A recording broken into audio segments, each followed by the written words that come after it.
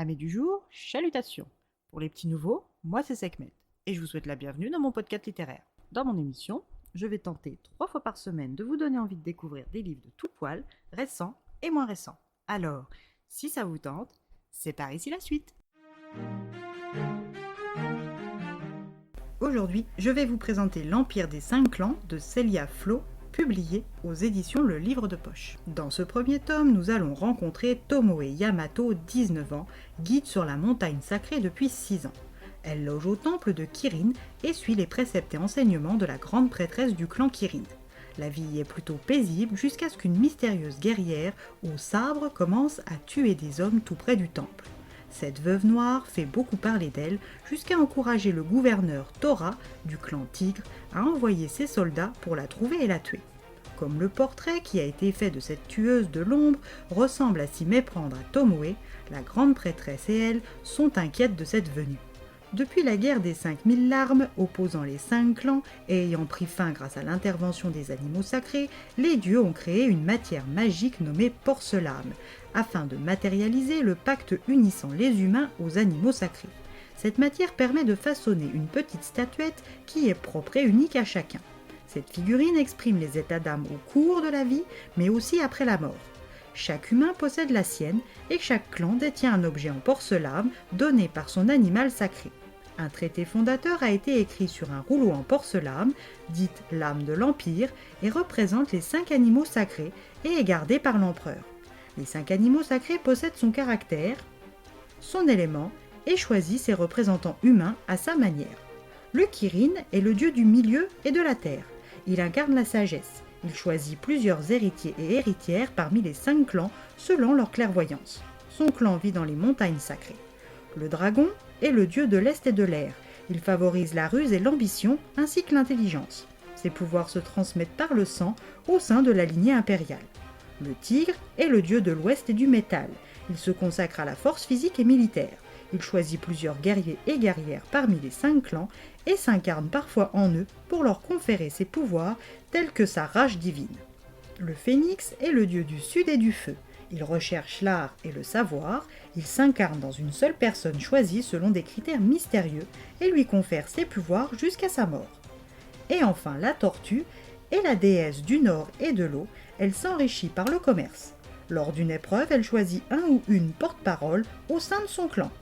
En attendant que les samouraïs du clan du tigre n'arrivent, Tomoe va pouvoir reprendre le chemin qui mène en bas de la montagne, là où des clients l'attendent.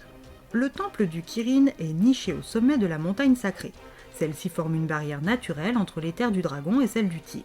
Ses flancs escarpés protègent le clan Kirin de ses voisins, mais pour combien de temps encore ?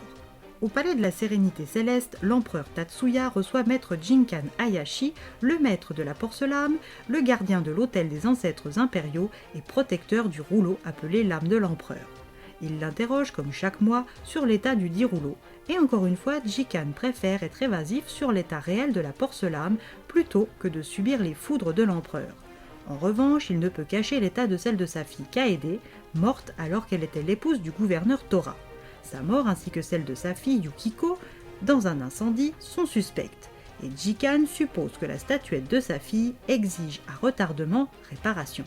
Pour confirmer cette hypothèse, qui si elle se révèle juste serait un motif de guerre entre le clan dragon et le clan tigre, propose de vérifier celle de sa petite fille gardée au temple du Kirin. L'empereur accepte.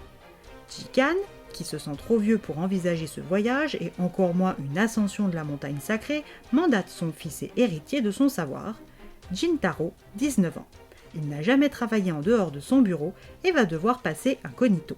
Si en temps normal le nom de Hayashi ouvre toutes les portes, pour cette mission impériale sous haute tension diplomatique, ça nécessite de la discrétion. Pour faire le voyage en sécurité, il va engager Kiyoshi Nakajima, un élève de Izumi Nakajima âgé de 21 ans. Samouraï ronin, il est la discrétion faite homme. Kiyoshi sait que son employeur doit inspecter secrètement la porcelaine de la princesse Yukiko et en ce faisant déclencher ou empêcher une nouvelle guerre. Les 2 hommes cheminent vers le relais du Levant quand sur le chemin ils rencontrent Ryo Sasaki, un aspirant samouraï pour le clan Tigre. Ce jeune homme souffre de problèmes avec sa porcelaine et veut la faire soigner au temple du Kirin. Jintaro se présente comme expert itinérant. et quand il ausculte la figurine, il ne lui cache pas l'incurabilité des dégâts. Fâché, le garçon veut se battre, mais est remis en place par Nakajima. Les deux hommes reprennent leur chemin et quand ils arrivent au relais pour payer leur ascension, retombent sur le querelleur Ryo. Là encore, le Ronin le remet à sa place, vexant davantage le jeune aspirant. Une fois la cordée de 4 constitués, Jintaro, Kiyoshi, Monsieur Fujita et son fils Iori, ils sont rejoints par leur guide pour cette périlleuse ascension, Tomoe Yamato. Si on en croit les légendes, la voie du Kirin est constituée de 8000 marches. Monsieur Fujita, qui est un marchand, est là pour faire évoluer la porcelaine de son fils qui reste coincé au stade de l'enfance. Iori est un jeune garçon bavard, curieux des choses, mais aussi plutôt couard, ce qui fait honte à son père et à ses frères aînés.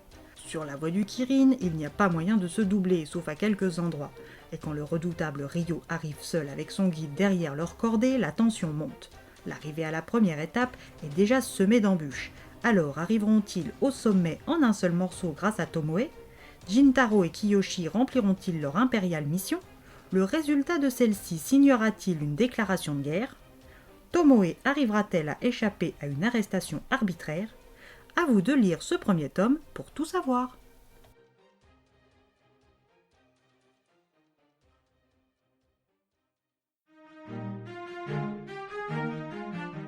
Une lecture sympathique et dépaysante qui ne manque pas de rythme ni d'action. Une fin qui donne envie d'en savoir davantage. Et bien voilà, j'en ai fini pour aujourd'hui. J'espère que cet épisode vous aura plu et vous aura donné des nouvelles idées de lecture. Si vous souhaitez découvrir d'autres petits bonbons littéraires tout droit sortis de ma bibliothèque, je vous retrouve le samedi 14 juin prochain pour un nouvel épisode. Et si d'ici là je vous manque de trop, vous connaissez le chemin sur Instagram, @leslecturesdesekhmet. Sur ce, chalut les amis et à la prochaine.